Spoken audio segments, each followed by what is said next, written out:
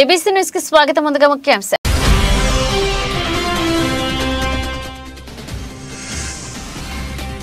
Jampeta Gandhi Bomma, Danavaipeta park, Burma colony బడుకోడలలో ప్రజా పోరు యాత్ర.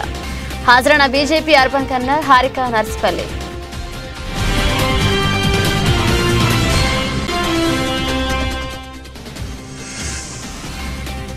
రాజమండ్రి 47వ వార్డులో టీడీపీ నుంచి వైఎస్ఆర్సీపీలోకి చేరికలు. పార్టీ కండువా కప్పి సాధారణంగా ఆహ్వానించిన రాజమండ్రి సిటీ కోఆర్డినేటర్ మార్గాని భరత్.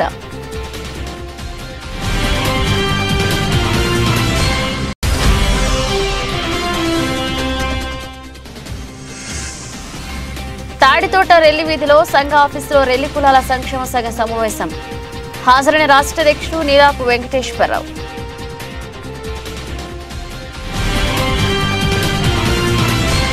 రాష్ట్ర వ్యాప్తంగా పేదలకు పెత్తందారులకు మధ్య పోటీ జరుగుతుంటే రాజమండ్రిలో మాత్రం అభివృద్ధికి అరాచకానికి మధ్య పోటీ జరుగుతుందని Rajahmundry MP Rajahmundry city coordinator Margani Bharat అన్నారు. ధర్మానికి అధర్మానికి మధ్య, నీతికి అవినీతికి మధ్య సమరం జరుగుతుందన్నారు. ఈ పోరులో ఎటువైపు మీరుంటారనేది మీ ఇష్టమన్నారు. ఆదివారం నగరంలోని 47వ వార్డులో రాజమండ్రి సిటీ యువజన విభాగ అధ్యక్షుడు పీతా రామకృష్ణ మరియు ఉపాధ్యక్షుడు ఇళ్లా ప్రసాద్ ఆధ్వర్యంలో సుమారు 200 మందికి పైగా టీడీపీకి చెందిన మహిళలు, యువకులు వైఎస్ఆర్సీపీలో చేరారు.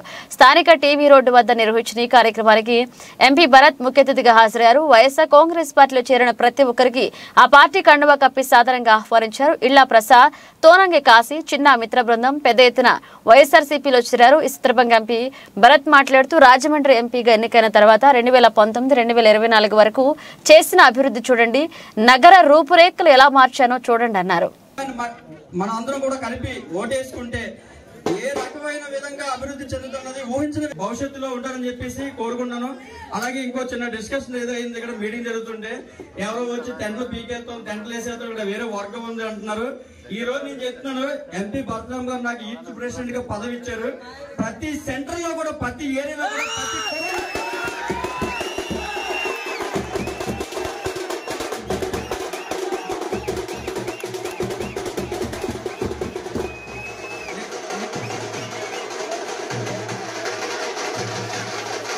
కూడా నేను ఉంటాను.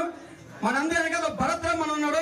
అందరూ మర్చిపోకండి. వాళ్ళు ఒక్క అడిగేస్తే 10 అడుగులు నేను ఎలకేస్తాను. నేను చావు తెగి తిరుగుతాను. నన్ను అడ్డుకంటే మనకి ఎక్కడికైనా వెళ్తాను. ఇప్పటికీ ఎంపీ గారు మా కాళ్ళు చేతులు కట్టేసి గొడవలొద్దు, అభివృద్ధి ముద్దని చెప్పేసి మమ్మల్ని బయటికి ప్రజల దగ్గర పంపిస్తున్నారు. ఎవరు ఇటువంటి యాసలు వేసినా మనకి ఆగేది లేదు. ప్రతి కొరవడి ఎన్నికల్లో కూడా నేను ఉంటానని చెప్పి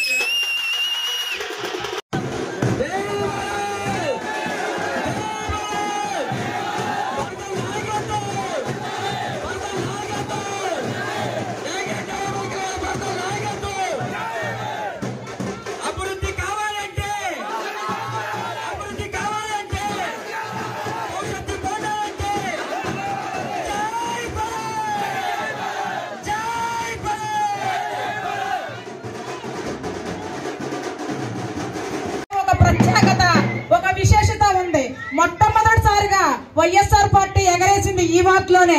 కానీ మనకి ఇంతవరకు కూడా మన 47వ వార్డు ఏంటంటే ఇప్పుడు మనం తెలియజేసుకునే సమయం కూడా ఇంత యాక్టివ్ గా కూడా లేదు. కేవలం మన భర్త అభివృద్ధి చూసి భరత్ అంటే అభివృద్ధి, అభివృద్ధి అంటే భరత్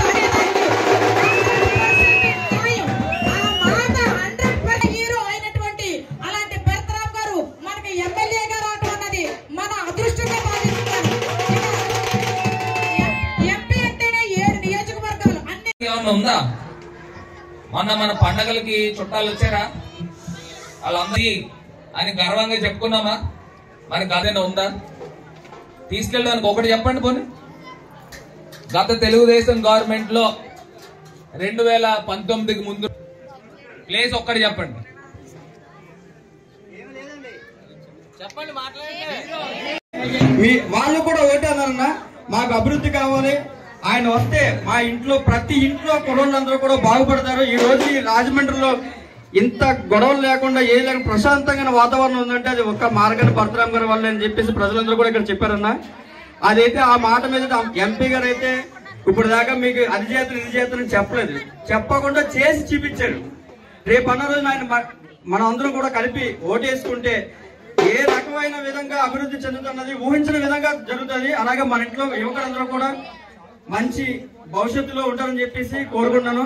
అలాగే ఇంకో చిన్న డిస్కషన్ ఏదో అయిన దగ్గర మీటింగ్ జరుగుతుంటే ఎవరో వచ్చి టెంట్ పీకేస్తాం, టెంట్లు వేసేస్తాం, ఇక్కడ వేరే వర్క్ ఉంది అంటున్నారు. ఈ రోజు నేను చెప్తున్నాను, ఎంపీ భద్రం గారు నాకు యూత్ ప్రెసిడెంట్ గా పదవి ఇచ్చారు.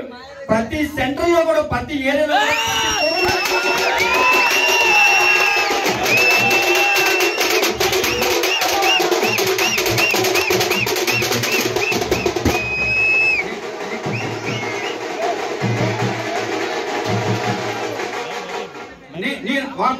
అందరూ వెనకాల కూడా నేను ఉంటాను. మనందరూ వెనకాల భరత్రం మన ఉన్నాడు. అందరూ మర్చిపోకండి, వాళ్ళు ఒక్క అడిగేస్తే 10 అడుగులు నేను ఎలగేస్తాను.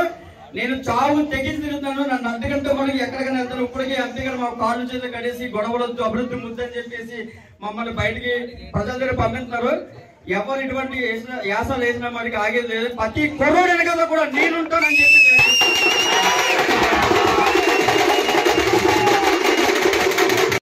అని అంటే సంక్షేమానికి ఓటేమని అడుగుతా ఉన్నారు. మరి ఇవాళ మనం గతంలో రాజమండ్రి ఎప్పుడైనా చూసామమ్మా? మనకి ఇక్కడి నుంచి వెళ్తే కంబాల్ చెరువు వెళ్తా ఉంటాం, అవునా కదా? కంబాల్ చెరువు వెళ్ళేటప్పుడు ఏం చేసేవాళ్ళం? ముక్కు మూసుకునే వాళ్ళమా? బాగుండేదా కంబాల్ చెరువు? కంబాల్ చెరువు బాగుండేదమ్మా? బాగుంటే బాగుందని చెప్పండి, లేకపోతే ఇలా చెప్పండి. ఇప్పుడు ఎలా ఉంది కంబాల్ చెరువు? ఇవాళ కంబాల్ చెరువు రూపురేఖలు మార్చాం. అదే ప్రాంతంలో దండి మార్చ్ చూసారా? దండి మార్చ్ ఎలా ఉంది? ఇవాళ ఇన్ని మార్పులు ఈ 2 సంవత్సరాల్లో ఇంత గొప్పగా చేసామన్నారంటే మీ అందరి యొక్క అభిమానం. నాకు ఒక్కటే ఆలోచన, ఇవాళ రాజమండ్రి నగరాన్ని రూపురేఖలు మార్చాలి. ఇవాళ రాజమండ్రి నగరము అని అంటే నగరం కింద ఉండాలి, పెద్ద పల్లెటూరులో కాదు. గతంలో నేను ఒకటే చెప్తా ఉన్నా మీ అందరికీ, తెలుగుదేశం పార్టీ ఎమ్మెల్యేలు 6-7 సార్లు ఎమ్మెల్యేలు చేశారు. తెలుగుదేశం పార్టీ 15 సంవత్సరాలు మేయర్లు చేశారు. మరి తెలుగుదేశం పార్టీ అదే కుటుంబంలో ఒక మేయర్, ఒక ఎమ్మెల్సీ, ఒక ఎమ్మెల్యే చేశారు. నేను ఇవాళ ఒక్కటే సూటిగా మిమ్మల్ని అందరినీ అడుగుతా ఉన్నా, చెప్పడానికి ఒక్క అంశమైనా ఉందా? ఒక్కటైనా. నేను చెప్పడానికి 20 రకాల ఐటమ్లు చెప్తా. నేను చెప్పడానికి 20 పైనే చెప్తాను. ఇవాళ మీ అందరికీ కూడా చాలా మందికి తెలీదు, రేపు ఉదయము రాజమండ్రి రైల్వే స్టేషన్ కి 270 కోట్ల రూపాయలతో ఒక పెద్ద రైల్వే స్టేషన్ నిర్మాణానికి భూమి పూజ చేస్తా ఉన్నాం.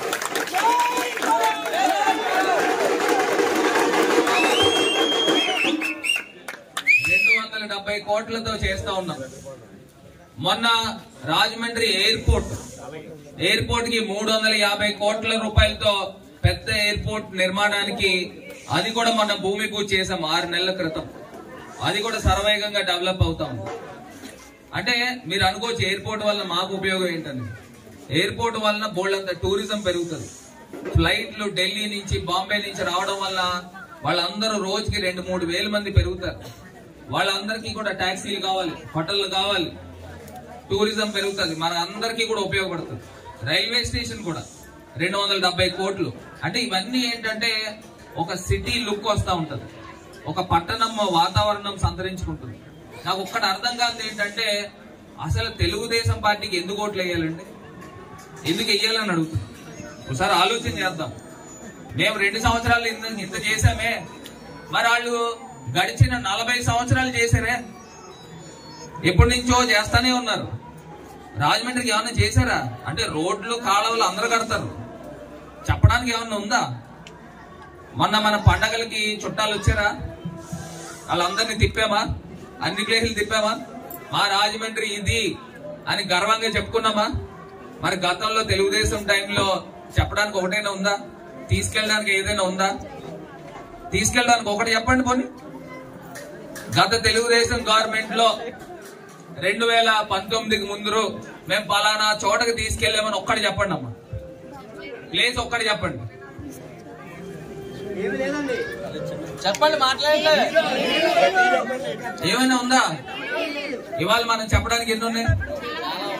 మీరు చెప్పండి. ఇప్పుడు మనం చెప్పడానికి ఏమున్నాయి? కంబాల్ చెరువు, హ్యాపీ స్ట్రీట్, ఈ స్ట్రీట్, ఇక్కడ బై జంక్షన్ దగ్గర నుంచి లాలా చెరువు ఎలా ఉందమ్మా రోడ్డు? ఫారెన్ ఫారిన్ కంట్రీలో ఉందా లేదా? మరి ఇది వరకు సెంట్రల్ జైల్ రోడ్డుకి రాత్రి 9 తర్వాత మనం వెళ్ళాలంటే భయపడేవాళ్ళం. ఇవాళ ఏం చేస్తున్నారు తెలుసా? 12ంటికి కేకులు పట్టుకుని వెళ్ళి అక్కడికి వెళ్ళి కేకులు కోస్తున్నారు, బర్త్డే సెలబ్రేషన్ చేస్తున్నారు అర్ధరాత్రి 12ంటికి. మరి ఊరు మారిందా?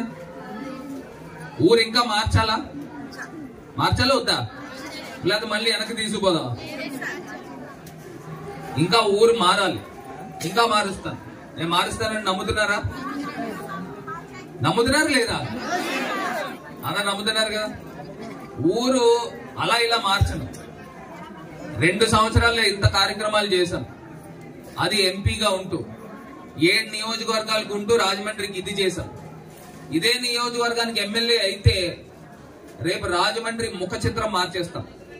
మనకున్న తెలివితేటల్లో, నాకున్న చిత్తశుద్ధిలో కనీసం 10% కూడా లేదు. నేను ఇవాళ గర్వంగా చెప్తున్నా. ఏం చేశారనండి? అలా ఎమ్మెల్యేని చూసారా? పోనీ గత ఎంపీ మురళీమోహన్ గారిని చూసారా? మరి ఎందుకు ఓట్లు వేయాలని అడుగుతున్నా, ఎందుకు వేయాలా అని అడుగుతున్నా.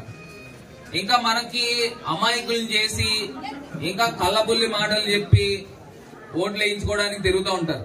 ఇప్పుడు ఏం చెప్తున్నారు? భవిష్యత్తు గ్యారంటీ ఏదో షూరిటీ చెప్తున్నారు, బాబు షూరిటీ. ఇప్పుడు ఇవాళ కరెంటు ధరలు తగ్గిస్తారంట.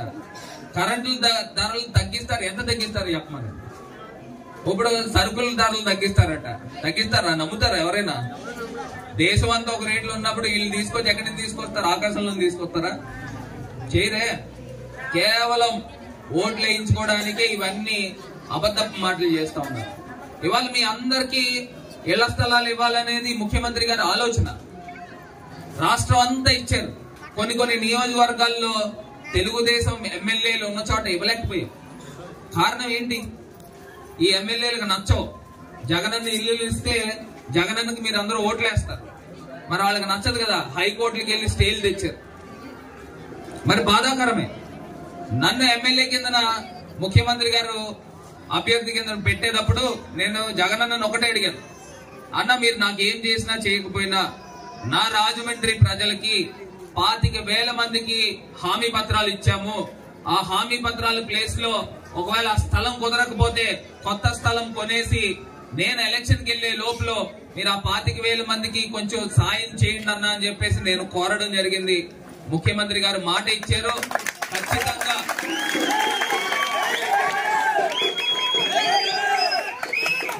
సంతానలేమితో బాధపడే వారి కోసం హెలియోస్ హాస్పిటల్స్ లో లలిత ఐవీఎఫ్ చికిత్స విభాగం ప్రారంభించినట్లుగా డాక్టర్ లలిత కంబంపాటి చెప్పారు.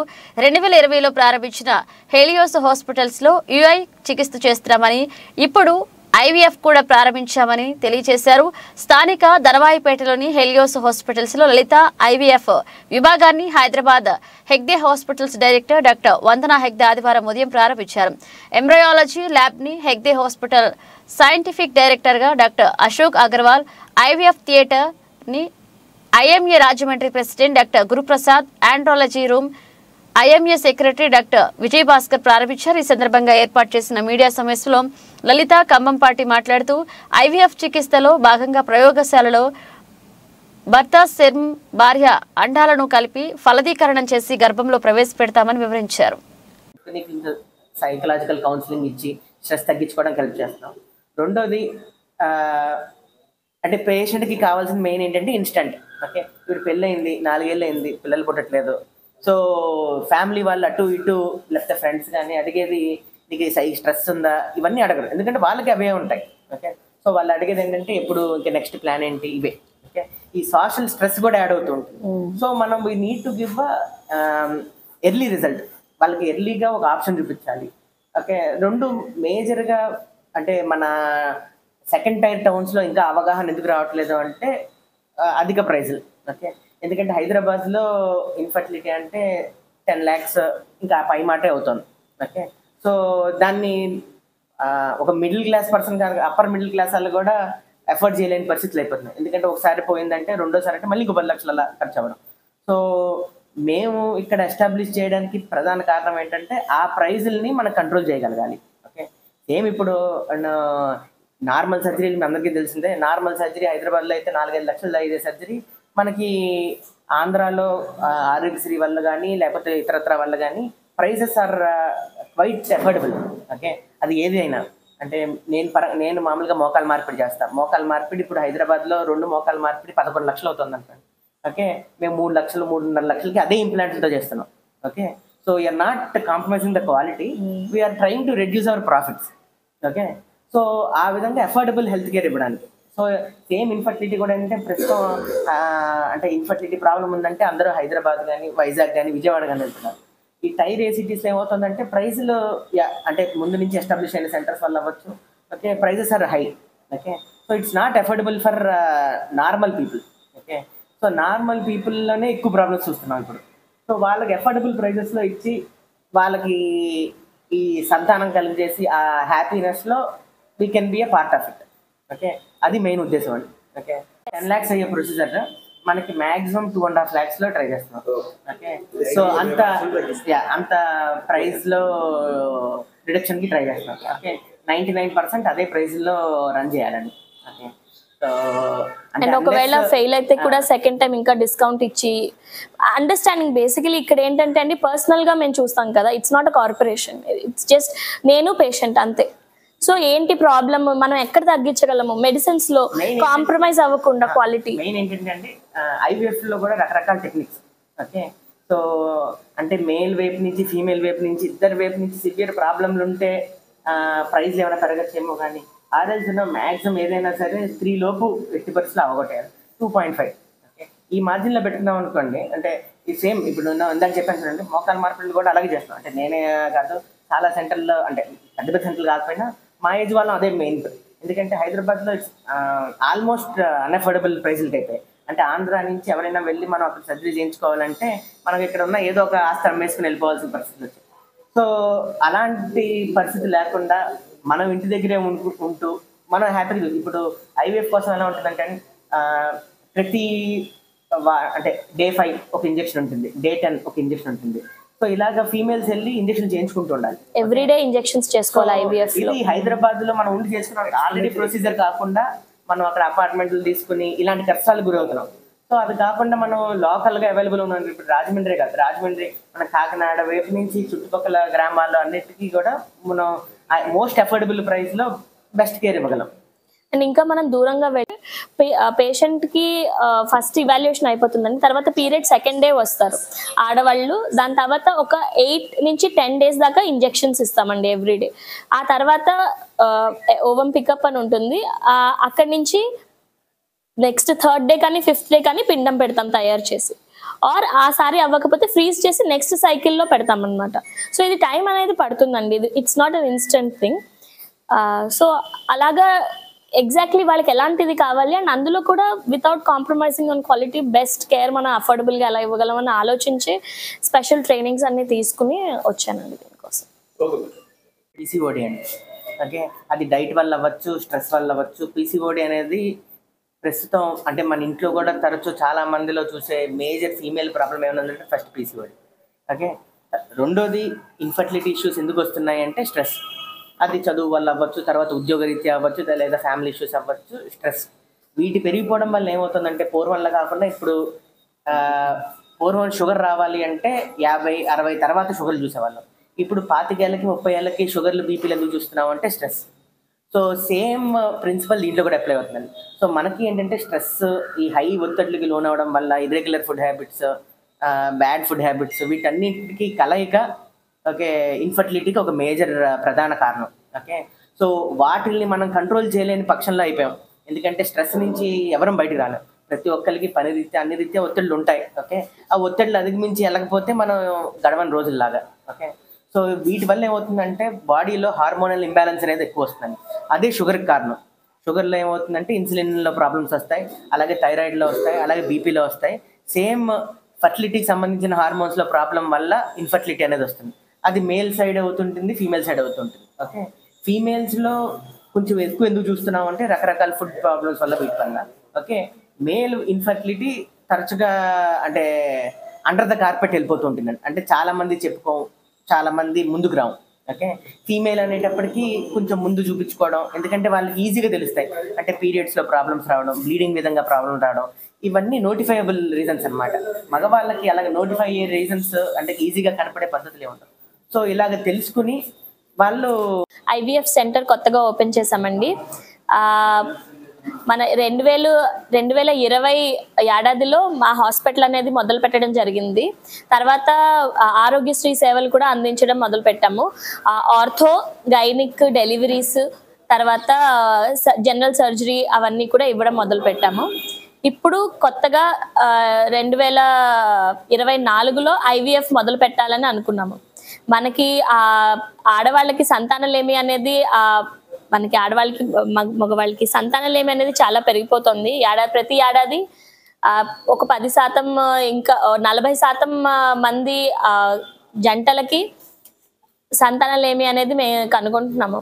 సో ఇప్పుడు ప్రాబ్లం ఎక్కడ వచ్చింది అంటే ఎవరి దగ్గరికి వెళ్ళాలి, ఏం ట్రీట్మెంట్ తీసుకోవాలి అనే అవగాహన ఇంకా రాలేదు. ఎన్ని సెంటర్స్ వచ్చినా సరే ఇంకా మన ఇప్పుడు రాజమండ్రి కానీ దాని చుట్టుపక్కల ఉన్న చిన్న చిన్న ప్రదేశాల్లో కానీ ఎవరికన్నా ఏం చేసన్నా పిల్లలు పుట్టారంటే అక్కడికి వెళ్ళిపోతారు అన్నమాట. సో అసలు ప్రాబ్లం ఏంటంటే అందరూ చేయగలిగింది కాదు. ఇది ఒక స్పెషాలిటీ ఫీల్డ్ అన్నమాట.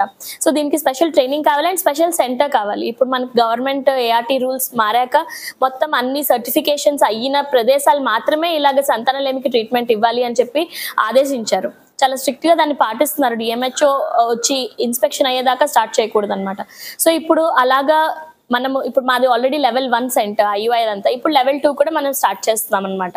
అంటే సంతానలేమి వారికి టెస్ట్ ట్యూబ్ బేబీ దాకా. కానీ అందరికీ టెస్ట్ ట్యూబ్ అవసరమా? కాదు. ఫస్ట్ అసలు ఏ ట్రీట్మెంట్ చేస్తే మనకి బాగా తొందరగా పిల్లలు పుడతారు అనేది ఫస్ట్ అవగాహన పెంచుకోవాలి. ఫస్ట్ అనేది పెళ్ళయ్యి ఏడాది పాటు కూడా సంతానం కలగలేదు అంటే ఒక ఫర్టిలిటీ డాక్టర్ దగ్గరికి రావాలి. అక్కడ బేసిక్ ట్రీట్మెంట్ ఎవాల్యుయేషన్ జరుగుతుంది. ఎక్కడ ప్రాబ్లం ఉంది, హస్బెండ్ లో కౌంట్ బానే ఉందా, వైఫ్ ది బానే ఉందా, ఎగ్ రిలీజ్ అవుతుందా, తర్వాత ట్యూబ్స్ అనేవి ఓపెన్ ఉన్నాయి, ఇట్లాగా మనము కొన్ని ఎవాల్యుయేషన్ చేస్తాం. వాటి తర్వాత ఎక్కడ ఏ ట్రీట్మెంట్ ఇస్తే బాగుంటుంది అనేది చూస్తాము. సో నార్మల్ గా స్కాన్ చేసి ఈ టైంలో కలవండి అని చెప్పడమా, లేకపోతే ఐయుఐ అంటే ఏంటంటే హస్బెండ్ స్పర్మ్ ని దాన్ని ప్రాసెస్ చేసి ఆడవాళ్ళ గర్భంలో పెట్టడము ఐయుఐ అంటాం అనమాట. సో అది చేస్తే సరిపోతుందా, లేదా ఐవీఎఫ్ అవసరం పడుతుందా? ఐవీఎఫ్ అంటే మనకి తెలిసిన భాషలో టెస్ట్ ట్యూబ్ బేబీస్ అంటాం అనమాట. అంటే అండాలని స్పర్మ్ ని బయటే కలిపి పిండం తయారు చేసి దాని తర్వాత గర్భంలో పెట్టడం అనమాట. ఈ ఐవీఎఫ్ అనేది ఒక స్పెషలైజ్డ్ ఇది. ఓన్లీ ఎవరికైతే అవసరం ఉందో వాళ్ళకి మాత్రమే మనం చెయ్యాలి. సో ఏది కూడా ఒక్కసారి చేస్తే అయిపోతుంది అనేది కాదు. ఇది ఒక లాంగ్ జర్నీ అండ్ మోస్ట్లీ అవగాహన అనేది ఇంకా దగ్గరికి రావాలి. సో జనాలలో అవగాహన పెరగాలి అనేది ఒకటి మాది తాపత్రయం అండి. అండ్ ఎక్కడ ఏ ట్రీట్మెంట్ చేయాలి అనేది వాళ్ళు అర్థం చేసుకుంటే, ఎందుకంటే చాలా మంది నా దగ్గరికి వచ్చే వాళ్ళు ఎలా ఉంటారంటే చాలా చోట్ల తిరిగాము, చాలా ఖర్చు పెట్టాము, కానీ రిజల్ట్ రాలేదు. ఎందుకంటే అసలు ఎగ్జాక్ట్ ప్రాబ్లం ఏంటి, దాని ఎగ్జాక్ట్ ట్రీట్మెంట్ ఏంటి అనేది తెలియట్లేదు అనమాట. సో ఒక స్పెసిఫిక్ ప్యాటర్న్ లో మనం ప్రోటోకాల్ వైజ్ మనం చేస్తే గనక అట్లీస్ట్ అందరికి కాకపోయినా చాలా మందికి మాత్రం మనం పిల్లలు కలగడానికి మనం హెల్ప్ చేయొచ్చు అనమాట. సో ఆ ప్రయత్నంలో స్టార్ట్ చేసిందే ఇక్కడ మా ఐవీఎఫ్ సెంటర్ అండి. ఇప్పుడు దాంట్లో ముఖ్యంగా నేను చెప్పదలుచుకుంది ఏంటి అంటే అందరికీ అందుబాటుల ధరలో నేను లాంచ్ చేయాలని అనుకుంటున్నానండి.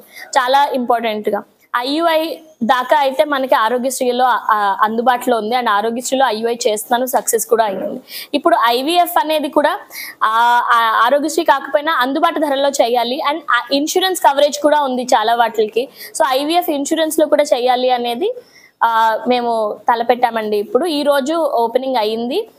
మన ఐఎంఏ హెడ్ గురుప్రసాద్ గారు, విజయభాస్కర్ గారు, తర్వాత హెగ్డే హాస్పిటల్ అధినేత doctor Vandana Hegde and embryology head doctor Akash Agarwal చేత సో ఇప్పుడు ఈరోజు ఓపెనింగ్ అండి. సో ఇంకా ఎందుకు కలుగుతుందంటే చెప్పలేమండి. షుగర్ ఎందుకు వస్తుంది, బీపీ ఎందుకు వస్తుంది, అది సో అలాగా మనము ఎందుకు అని చెప్పలేం, కానీ చాలా కాజెస్ ఉంటాయండి. ఇప్పుడు ఓన్లీ ఆడవాళ్ళ వల్ల, ఓన్లీ మగవాళ్ళ వల్ల అని ఉండదండి. చాలా సార్లు ఓవర్లాపింగ్ కూడా ఉంటుంది. అండ్ ఒక 30% అసలు ఎందుకు అవుతుందో మనకి తెలియదు, అన్ఎక్స్ప్లెయిన్డ్ ఇన్ఫర్టిలిటీ అని కూడా అంటామండి. సో అందుకనే ఇప్పుడు ఎందుకు అవుతుంది అనేది మనం క్లారిటీగా కొంచెం తెలుసుకుంటాం. కొంతమందికి ఇప్పుడు పీసీఓడి ఉంది అనుకోండి, వాళ్ళకి ఎగ్ రిలీజ్ అవ్వదు. ఆ ఎగ్ రిలీజ్ అయ్యే టైంలో కలిస్తే ఆర్ ఐయుఐ చేస్తే వాళ్ళు ప్రెగ్నెంట్ అవుతారు. కానీ జస్ట్ అదొక్కటే ట్రీట్మెంట్ సరిపోదు, కొంతమందికి అది కూడా సరిపోదు. అప్పుడు ఇంకా వేరే ట్రీట్మెంట్స్ ఉంటాయన్నమాట, ఐవీఎఫ్ అట్లాంటివి, ఆర్ లాప్రోస్కోపీ ద్వారా డ్రిల్లింగ్ చేస్తాం కొంతమందికి. సో అలా రకరకాలుగా మనము ట్రీట్మెంట్ సేవలు అందిస్తాం. చాలా సార్లు ఏమవుతుందంటే ఒక ట్రీట్మెంట్ చాలా తక్కువ మంది ప్రెగ్నెంట్ అవుతారండి. ఈచ్ ట్రీట్మెంట్ కి సక్సెస్ రేట్ అనేది చాలా తక్కువ ఉంటుంది. మీరు ఐవీఎఫ్ తీసుకున్నా కానీ మాక్సిమం 50-60% సక్సెస్ రేట్ ఉంటుంది. ఇది జనాలకు అర్థం అవ్వాలన్నమాట. ఐవీఎఫ్ ఒక మ్యాజిక్ వాండ్ లాంటిది కాదు, ఒకసారి చేస్తే వెంటనే అందరూ 100% ప్రెగ్నెంట్ అవుతారు అని. సో ఏది కూడా 100% ట్రీట్మెంట్ ఎవరు గ్యారంటీ ఇవ్వలేరు, ఇవ్వకూడదు కూడా. కానీ ప్రయత్నం అనేది మనకి కరెక్ట్గా చేయాలన్నమాట. తొందరగా కరెక్ట్ అయిన సమయంలో కనుక మనం డెసిషన్ తీసుకుంటే ట్రీట్మెంట్ కావాలి. అందుకనే పెళ్ళై ఏడాది దాకా మనం ట్రై చేస్తున్నాము, సంతానం కలగట్లేదు, అప్పుడు వెంటనే ఒక ఫర్టిలిటీ ఎక్స్పర్ట్ దగ్గరికి వెళ్ళి ఏంటి ప్రాబ్లమ్ అని ఇవాల్యుయేట్ చేయించుకుని అండ్ ట్రీట్మెంట్ స్టార్ట్ చేయాలన్నమాట. డిలే చేసే కొద్దీ ఏమవుతుందంటే ఆడవాళ్ళకి వయసు పెరిగే కొద్దీ quality and number of eggs అన్నమాట అవన్నీ తగ్గిపోతాయి అన్నమాట. సో ప్రెగ్నెన్సీ రాదు అని కాదు, కానీ కష్టమైపోతుంది. ఇప్పుడు ఒక 20 ఏళ్లలో వాళ్ళు ప్రెగ్నెంట్ అవడానికి 40 ఏళ్ల వాళ్ళు ప్రెగ్నెంట్ అవడానికి చాలా తేడా ఉంటుంది. అలా అని 40 ఏళ్ల వాళ్ళు ప్రెగ్నెంట్ అవ్వరని కాదు, కానీ చాలా ఎక్కువ ప్రయత్నం చేయాల్సి వస్తుంది. సో ఆ ప్రయత్నం మనం ముందరే కరెక్ట్గా తీసుకున్నాం అనుకోండి, ఇప్పుడు 10 ఏళ్ళు అదే ట్రీట్మెంట్ మనకి 2 సార్లు 5 సార్లు 3 సార్లు 6 సార్లు 7 సార్లు చేస్తాము, అవ్వలేదు. ఇంకా అదే ట్రీట్మెంట్ 10 ఏళ్ల దాకా చేయకూడదు అనమాట. చాలా సార్లు ఏమవుతుందంటే ఇలా 5-6 సార్లు చేసేసరికి వాళ్ళ దగ్గర ఉన్న ఫైనాన్సెస్ తగ్గిపోతాయి.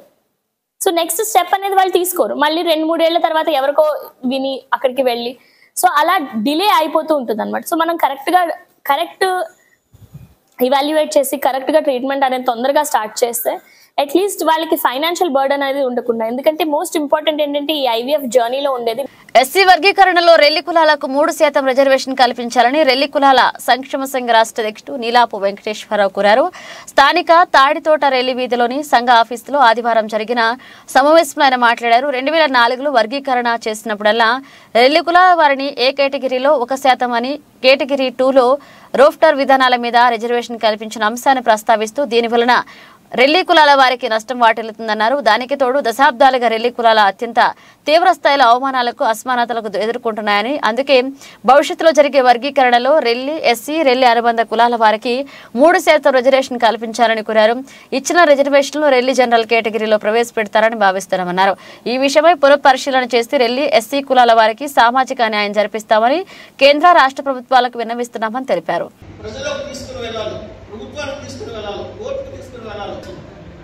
చాలా రకాల వృత్తులు ఉన్నాయి, వాళ్ళందరినీ తీసుకుని వచ్చి మన సంఘం వైపు ఆకర్షింపజేయాలి అనేది నా యొక్క ఉద్దేశం.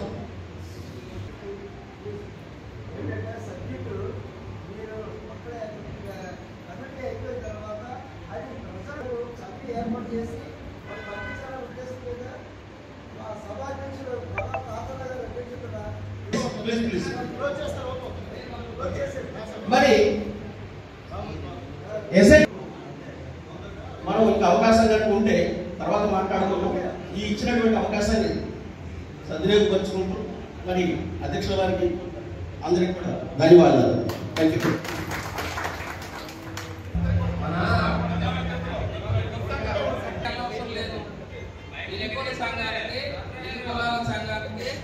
మన రెల్లీలో ఉద్యోగస్తులకు ఏదైనా కష్టాలు వస్తే నష్టాలు వస్తే ఎస్సీ నుంచి ఎస్టీ కలవాలంటే చాలా ఉన్నాయి మనకి.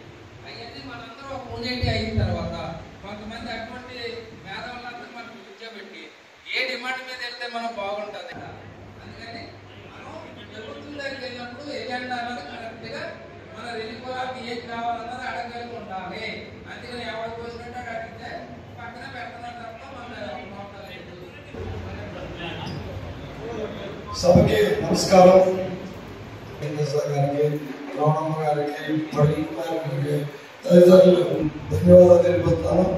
ఈ సభ యొక్క ముఖ్య ఉద్దేశము రాష్ట్రం నలుమూలంలో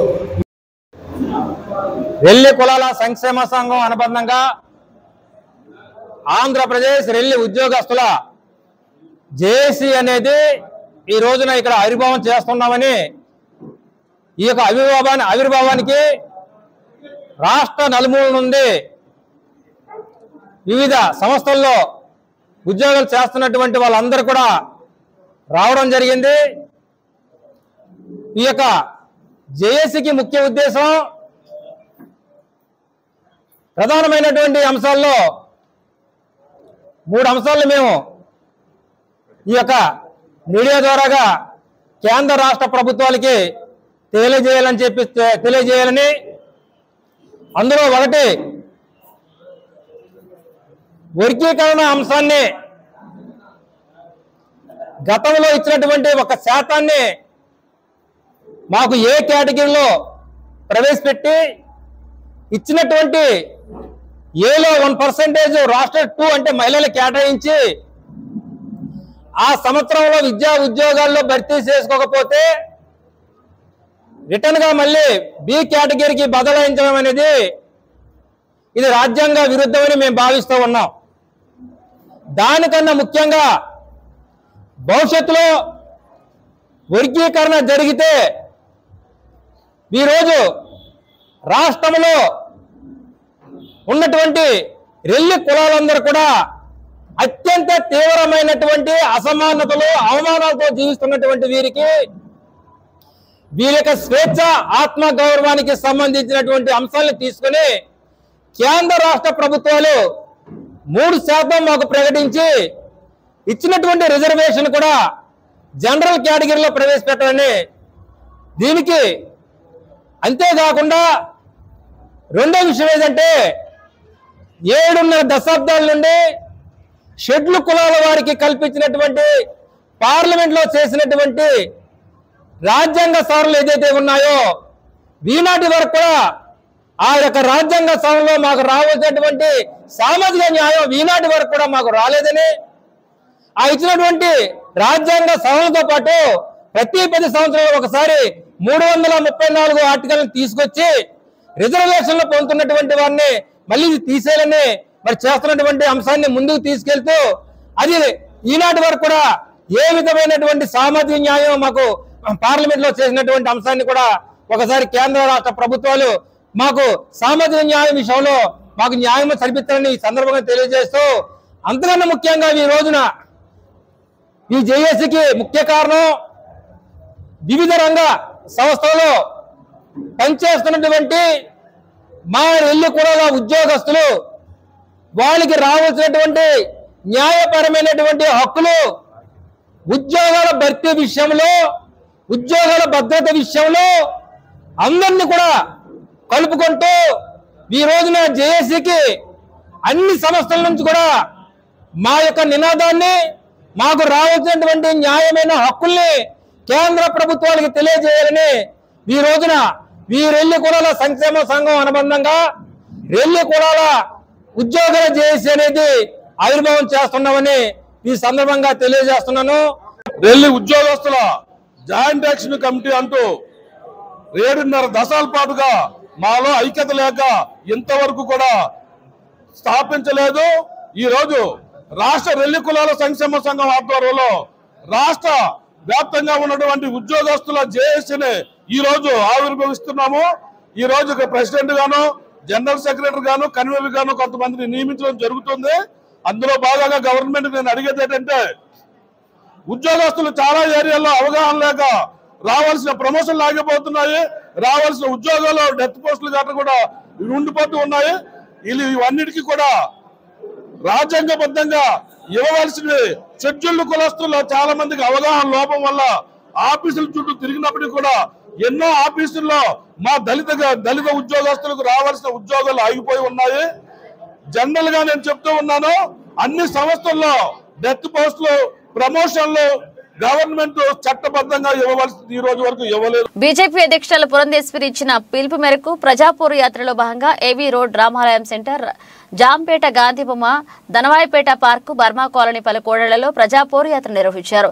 ఈ యాత్రలో రాష్ట్ర కార్యవర్గ సభ్యురాలు ప్రజా పాదయాత్ర రాజమహేంద్రవరం అర్బన్ కరణ హారిక నర్సేపల్లి మాట్లాడుతూ వైసీపీ ప్రభుత్వం చేస్తున్న అవినీతిపై పోరాటానికి అందరూ సిద్ధంగా ఉన్నామని, మీరు వేసిన సిద్ధం హోర్డింగ్స్ చూసి ప్రజలు అనుకునేదే ఇదే ఓటు అనే హక్కుతో రేపు రాబోయే ఎన్నికల్లో మిమ్మల్ని ఇంటికి పంపించడానికి సిద్ధంగా ఉన్నామని ప్రజల తరపున మేము చెప్తున్నామన్నారు.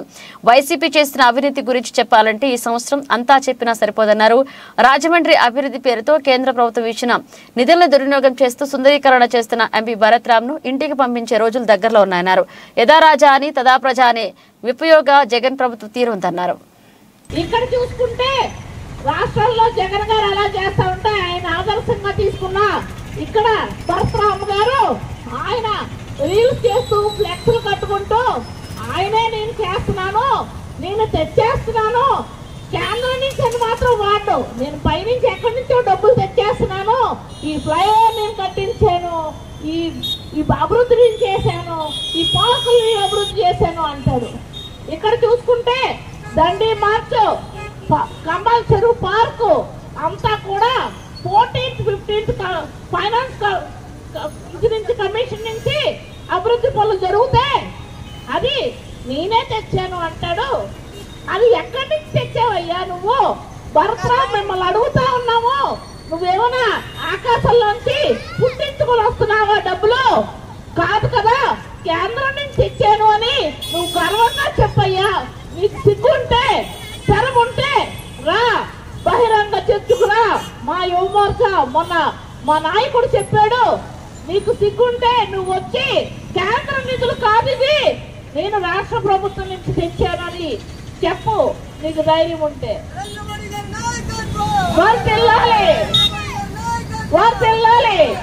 జీవన్ జ్యోతి పథకం కింద పేద బడుగు బలహీన వర్గాలకి ప్రధానమంత్రి గారు ఒక ఇన్సూరెన్స్ పాలసీని ప్రవేశపెట్టారు. అన్ని కూడా సంక్షేమ పథకాలే. అలాగే ప్రధానమంత్రి స్వానిధి కింద కరోనా వచ్చి విలయతాండవం చేస్తున్న వేళ కరోనాలో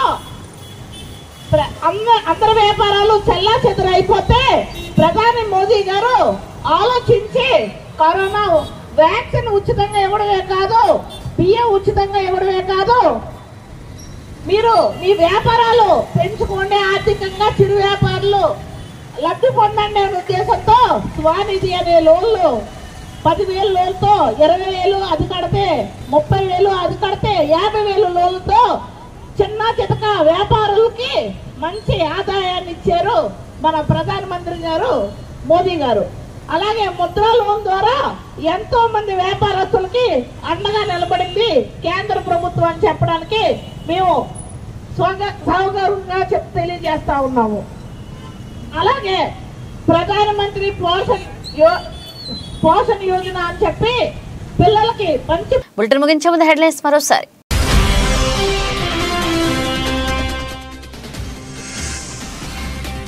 Jampeta Gandhi Bomma, Danavaipeta park, Burma colony బడుకోడలలో ప్రజా పోరు యాత్ర. హాజరైన BJP urban convener Harika Narsipalli.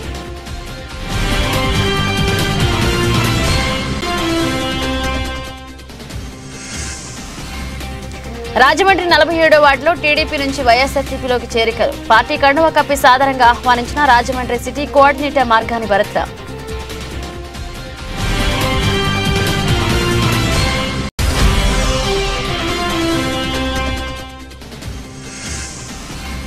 Tadithota Relli వీధిలో సంఘ ఆఫీసులో రెల్లి కులాల సంక్షేమ సంఘ సమావేశం. హాజరైన రాష్ట్ర అధ్యక్షుడు నీలాపు వెంకటేశ్వరరావు.